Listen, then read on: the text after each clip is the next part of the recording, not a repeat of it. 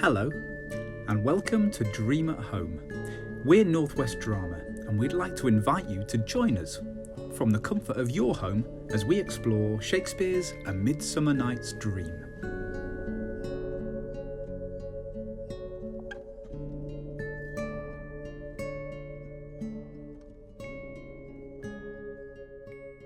This part of our learning journey is all about Titania and Oberon. Do you believe in ghosts, witches, fairies, angels? Do you believe that magic exists? If we were to ask an Elizabethan person, someone who lived in Shakespeare's time, the chances are they would have said yes, because most Elizabethans believed that magic was real. In 1597, King James of Scotland wrote a book called Demonology, warning people about the dangers of the supernatural. Soon after, he became King of England, and almost everyone believed in magic. You see, fairies weren't pretty, winged, wand-waving creatures the way we sometimes think of them. No, they were things for people to be scared of. Fairies were sprites, spirits, and strange creatures, and they were considered to be very dangerous, and they used magic. And if you weren't careful and stayed out of their way, fairies might use their magic to harm you.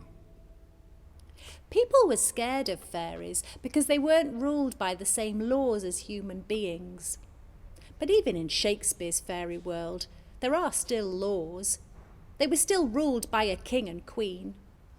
Oberon is the king of the fairies, and Titania is the queen of the fairies. And just like in the human world, the king and queen rule over the other fairies. But there was a big problem.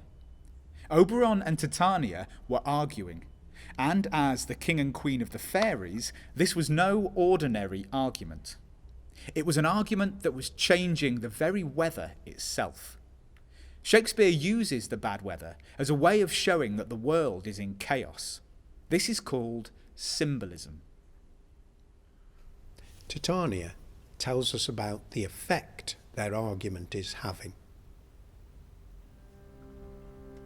The winds, piping to us in vain, as in revenged, have sucked up from the sea contagious fogs, which falling in the land have every pelting river made so proud that they have overborne their continents. The ox hath therefore stretched his yoke in vain, the ploughman lost his sweat, and the green corn hath rotted ere his youth attained a beard.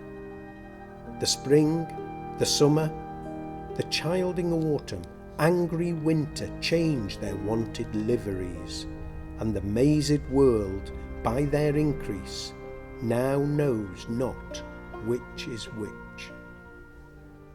Titania is describing the terrible effect of such extreme weather. Today, we know about climate change, and you may think that people didn't know about climate change in Shakespeare's time, but you'd be wrong. The weather would have been an important topic in Shakespeare's time because the world was experiencing a little ice age and the earth became cooler. So the failed harvests, the disease and the famine that Titania describes would have seemed all too real. But what could the fairy king and queen be arguing about that's causing so much chaos? Whatever it is, it isn't easily solved, and night after night they meet to argue deep within the woods outside Athens. Their argument is over a changeling child. They can't agree on anything at all, not even on whether the child was stolen. Oberon says Titania stole the child, and Titania insists that she did not. Let's hear both versions of their story. The truth is clear. The boy was stolen from an Indian king, as she well knows. She never had so sweet a changeling. Who could blame her for stealing him away? But steal him she did. It was a warm and breezeless evening, and the Indian queen was wishing her beloved boy good night. The king looked lovingly over her shoulder as the boy closed his eyes and settled soundlessly in his crib. Titania's fairies were watching, and as the king and queen tiptoed down the tiled hallway, they slipped into the child's nursery, and in a flash, the boy and the fairies were gone. As the sun rose over the distant mountains, the queen went to rouse her sleeping babe. She looked into the cot, and her horrified scream woke every person in the palace. For there, in her child's place, was a face that she did not know, a fairy child, a changeling. As dawn broke, the changeling boy sat on a bed of beautiful wild flowers, smiling and wondering at the strange and magical faces peering back at him. He was now a child of the fairy world. Oberon does not speak the truth. He is mistaken. Who else but I can speak the truth? His mother was one of those who worshipped me, and we would sit together at night in India, gossiping and watching the merchant ships sailing on the ocean. We would laugh to see the sails fill up with wind so that they looked like they had big, pregnant bellies. She was pregnant with the little boy, and she would bring me little gifts she had found, as if she was a ship returning from a voyage. But she was a mortal, and as mortals do, she died. She asked me to look after the boy, and for her sake I'm raising him and will not give him up. Not for all of fairyland. As we all know, arguing is tiring work, and soon Titania prepares to take to her flowery bed. This moment in the story has long interested artists, and has been painted hundreds of times. What do you imagine her fairy train would need to do to make sure their queen sleeps soundly? What magical rituals might they need to perform? What spells might they need to cast? In the story, the fairies sing a magical lullaby, casting a spell to keep the creatures of the forest away from the fairy queen. We're not sure what tune Shakespeare's fairies might have sung it to, but our musician friend Sam has set it to music. Here he is singing it, and you can join in with him if you like.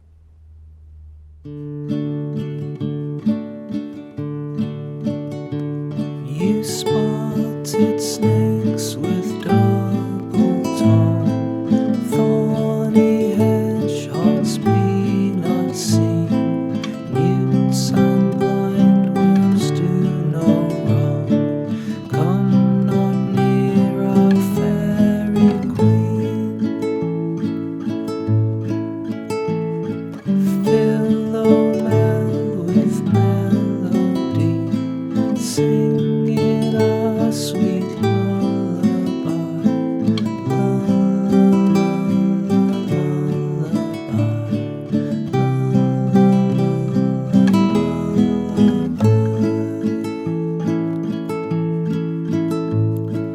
never harm nor spell nor charm, come my lovely lady nigh, so good night with lullaby, so good night with lullaby.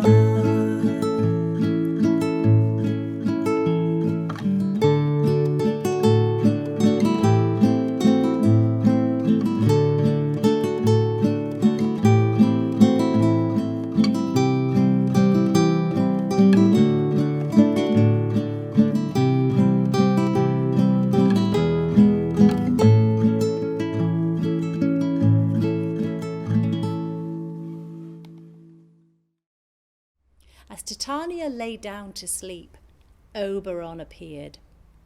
Puck had fetched for him a plant with great magical powers. The juice from this plant, when dropped into the eyes of someone asleep, will make them fall in love with the first thing that they see upon waking. He plans for her to wake when some vile thing is near.